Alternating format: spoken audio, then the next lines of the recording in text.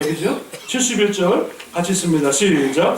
고난당한 것이 내게 유익이라 이로 말미암아 내가 주의 율례들을 배우게 되었나이다 말씀하고 있어요. 고난당한 것이 뭐라고요? 유익하다. 왜 그렇습니까? 그 고난을 통해서 하나님을 배우게 되었다. 하나님의 말씀을 배우게 되었다는 거예요. 그 전에는 사람 말만 들었어요.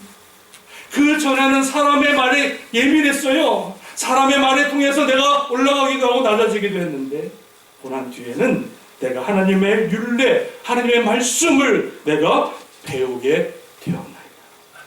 언제요? 언제? 고난.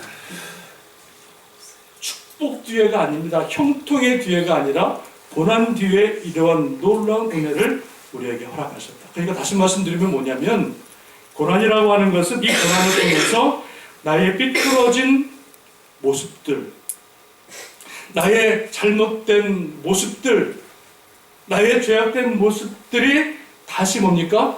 하나님의 말씀으로 바로 잡혀가는 게 뭡니까? 고난이라고 하는 거예요. 어떤 화가가 있습니다. 유명한 화가입니다. 유명한 화가가 전시회를 합니다. 자기가 가장 아끼는 가장 명작 작품을 이제 전시를 하는데요. 그 홀에다가 전시를 하는데 수많은 사람들이, 수십만 명의 사람들이, 제가 이 기억은 안 나는데 그 화가가 전시를 하는데 수십만 명의 사람들이 그 작품을 보러 옵니다. 그리고 그 작품을 보면서 모든 사람들이 와 감탄합니다. 정말 멋있는 작품이다. 정말로 훌륭한 작품이다. 모든 사람들이 다 감탄합니다. 일주일 동안 전시를 하는데 그때 찾아온 사람들이 14만 몇 명이 찾아왔대요. 이제 마지막 전시회를 끝나고 이 화가가, 이 작가가 그 자기의 전시품을 이제 거두기 위해서 딱 그 전시하는 곳에 갔는데 딱 보니까 그 자기 작품이 딱 걸려있는데 어떻게 걸려있냐면 거꾸로 걸려있는 거예요. 거꾸로. 제대로 걸려있지 않고 거꾸로 그림을 걸어놨는데 많은 사람들이 그 그림을 보고 와 멋있다, 훌륭하다, 대단한 작품이다 이렇게 말했다는 거예요. 그래서 이 작가가 다시 가서 그 그림을 제대로 세워놨습니다. 이게 뭡니까 여러분? 우리가 이 고난 가운데에 하나님께서 우리에게 찾아오십니다. 고난 가운데 있을 때에 하나님께서 우리에게 찾아오셔서 우리의 삐뚤어진 그림을 받쳐나가요. 믿으십니까? 우리가 지금까지 잘못 살아왔던 이 삶의 모습들을 고난을 통해서 하나님이 다시 바른 자세로 다시 걸어놓기 위해서 우리에게 고난을 허락하신다는 말씀입니다. 여러분 그러니까 얼마나 은혜입니까? 내게 고난당한 것이 얼마나 유익합니까?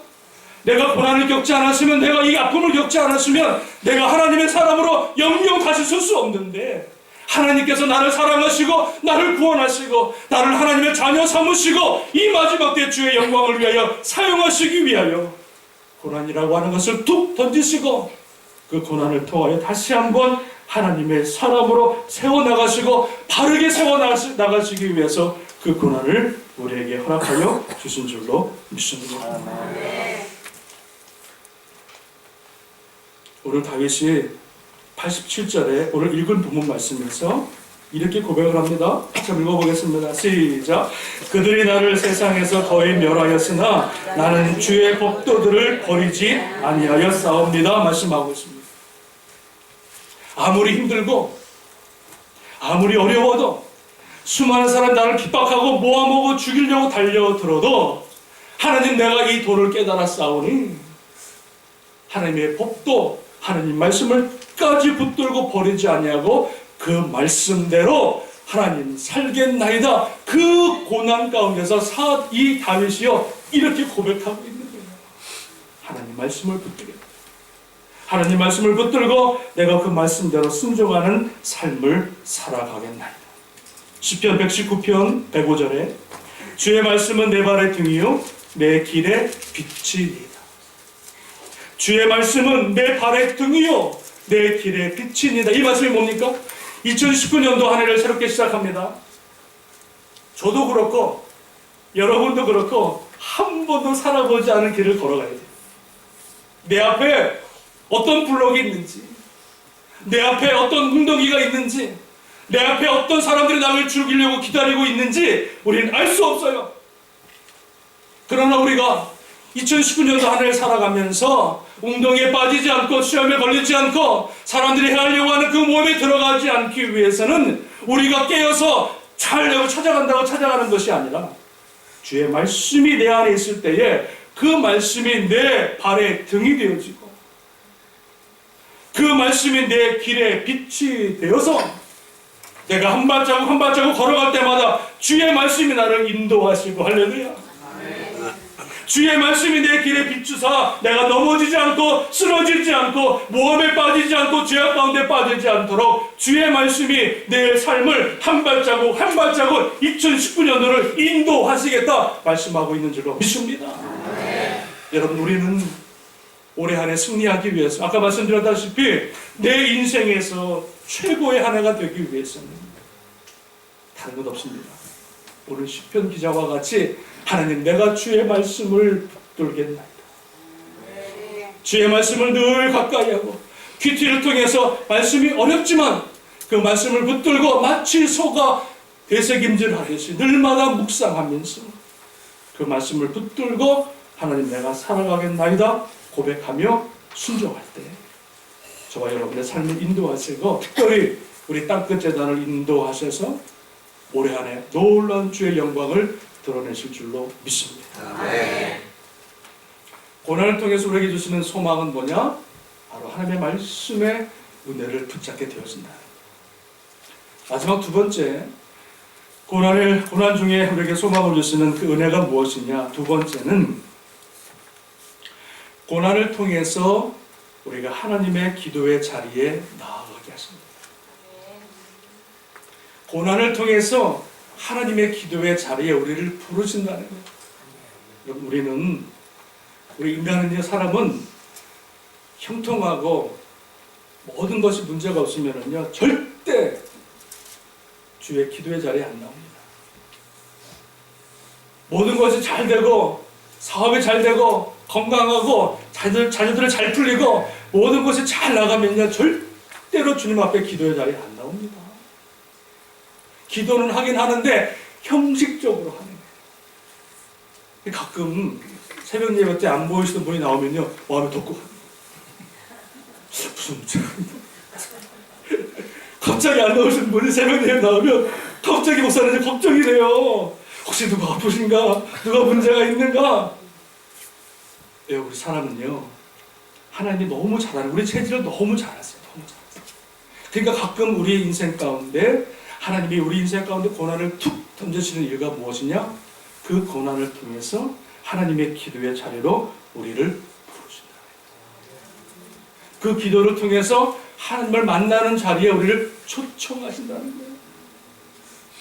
근데 여러분, 그냥 얼굴만 대면하는 그런 만남이 아니라 정말로 인생과 인생, 정말로 하나님 앞에 내가 정말 부복하고 전능하신 하나님과의 1대1의 관계를 통해서 살아계시고 역사하시고 나를 사랑하시는, 구원하시는 전능하신 하나님을 만날 수 있는 그 놀라운 만남의 자리로 기도를 통해서 우리를 인도하신다. 오늘 여러분 본문의 말씀 88절 같이 한번 읽어보겠습니다. 다윗의 고백입니다. 우리 마지막 절인데 88절 읽어보겠습니다. 시작. 주의 인자하심을 따라 나를 살아나게 하소서. 그리하시면 주의 입의 교훈들을 내가 지키리이다. 뭐라 그러니까? 다윗이 고난 가운데 뭐랍니까? 다윗이 많은 사람들이 죽이려고 하는 그런 엄청난 고난 가운데 뭐라 그러니까? 하나님, 나를 살려주세요. 하나님, 나를 살려주세요. 천상천하에 도우실 이는 하나님밖에 없어. 나를 살리시고 나를 구원하시고 이 악인의 손에서, 나를 죽이려고 하는 이 핍박자의 손에서 건지실 분은 창과 칼이 아니요, 사람이 아니요, 전능하신 하나님밖에 없음을 그가 알았기 때문에 오늘 그가 다윗이 주님 앞에 무릎 꿇고 간절히 기도하기를, 하나님, 나를 살려주세요. 기도하고 있는 줄로 믿습니다. 사랑하는 여러분, 이런 기도 저와 여러분의 기도가 되기를 주님의 이름으로 축원합니다. 하나님 땡큐, 하나님 할렐루야, 하나님 잘 계셨죠? 아멘 하고 그런 기도 말고 하나님 나를 살려주세요. 하나님 내 가정을 지켜주세요. 하나님 우리 자녀들을 지켜주세요. 하나님 내 남편을 지켜주시고 내 아내를 지켜주시고 우리 부모님을 지켜주시고 내 건강을 지켜주시고 내가 다른 사람 바라보지 않고 다른 물질 바라보지 않고 전능하신 하나님만을 바라보니 하나님 우리 재단을 지켜주시고 우리 가정을 우리의 삶을 하나님 지켜주시고 하나님 나를 살려주시옵소서. 오늘 이 고백을 이 기도를 하나님이 뽑아내시기 위해서 다윗에게 이런 연단과 고난을 허락해 주신 줄로 믿습니다. 고난과 기도는요 같이 갑니다. 고난이 있을 때 반드시 기도가 따라오게 되어져요. 여러분 성경에 보면은 기도에 좋은 모델이 있습니다. 그게 누구냐면 히스기야 왕입니다. 열왕기하에 보면은 아수르 군대가 예루살렘 성을 포위합니다. 전쟁을 벌립니다. 빨리 항복하고 나오라 그럽니다. 이 아수르 군대가 군이 몇 명입니까? 18만 5천 명. 100명도 아니고 1000명, 18만 5천 명이면요 우리나라 군인이 몇 명이에요? 지금 60만. 우리나라 전체 군이 60만인데 3분의 1, 18만 5천 명이요 예루살렘 성을요 몇 겹으로 싸고 있는 거예요. 이스라엘 군인들은요, 이스라엘 사람들은 이 어마어마한 아수르 군대와 싸울 수 있는 힘이 없어요. 그냥 목도 받은 사람들이, 밥 갈던 사람들이, 무기가 있어요, 총이 있어요, 탱크가 있어요. 아무것도 없어요. 한두 명도 아니고 18만 5천 명의 그 어마어마한 아수르 군대가 진을 치고 협박할 때, 내 인생에 가장 고난의 시기가 다가왔을 때에 히스기야 왕은 어떡합니까? 군대를 정비해라, 군대를 모으라, 사람들을 모으라. 이 전쟁에서 우리가 이겨야 된다. 사람들에게 찾아가고 군대를 조직하고 백부장, 천부장을 만난 것이 아니라 어떡합니까? 히스기야는요 그 편지를 받아듣고 어떡합니까? 성전에 올라가요. 하나님의 성전에 올라가서 어떡합니까? 그 편지를 부여들고, 그 아수르 왕이 보냈던 그 편지를 부여들고 하나님 앞에 눈물로 기도합니다.